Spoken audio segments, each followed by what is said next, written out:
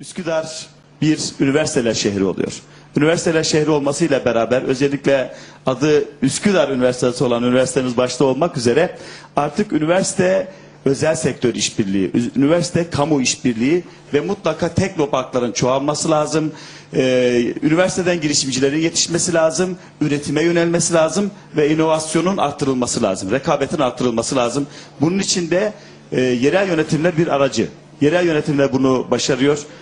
Ben bu bulunduğum 5 yıl içerisinde yaptım ama bu çalışmalarıyla, gençliğe yönelik çalışmalarıyla, gençlik merkezindeki faaliyetlerimizi sürdüren başkan yardımcımız, şimdi de başkan adayımız.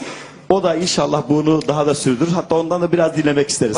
Bakarız. Onun siyasete girdiği zaman şey yaparız. Onu siyaset konuşmayalım şimdi. Biraz sonra ilerleyen eminiz ki o da destekleyecektir. Esnafı biraz öğrencilerin daha memnun edecek noktaya getirecektir. Öğrenci arkadaşlarımız Üsküdar esnafından memnun değildi. Abbas Bey, ben de iyi akşamlar diliyorum. Bu kredi kartı o kadar hayatımıza girdi ki hocam. Kurbanı bile kredi kartıyla kesiyoruz biliyorsunuz kurban zamanında. Karadeniz'in bir ilinde bir müftü kurban öncesi vaaz ederken kredi kartıyla kurban kesilir demiş. Fetva veriyor. Temelde koşmuş eve, kurbanını almış yatırmış yere.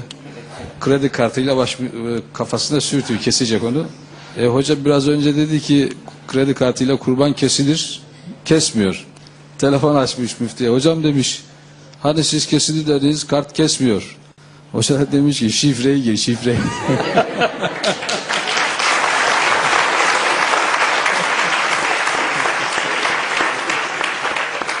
Bizim gençlik merkezimizde Üsküdar'da başkanımızdan bahsettiği gibi Üsküdar bir gençlik merkezi oldu artık. Üniversiteler şehri gençlik merkezi. Sloganımız da şudur, felsefemiz de şudur. Gençseniz geleceksiniz diyoruz. Ve öğrencilere akşamleyin ücretsiz yemek veriyor musunuz? Önemli olan o. Belediye olarak. Veriliyor mu arkadaşlar akşamları öğrenciye ücretsiz yemek? Verilse iyi olur mu?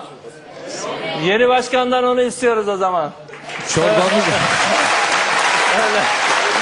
Evet, ilk icraatınız ne olacak başkanım? İlk icraatı olacak o zaman. Madem bu işe soyundunuz, madem mikrofon istediniz, biz sizi duyurduk. Siz de öğrenci arkadaşlarına yemekleri, çorbaları vereceksiniz. Evet, en arkadan başlıyoruz. Buyurun.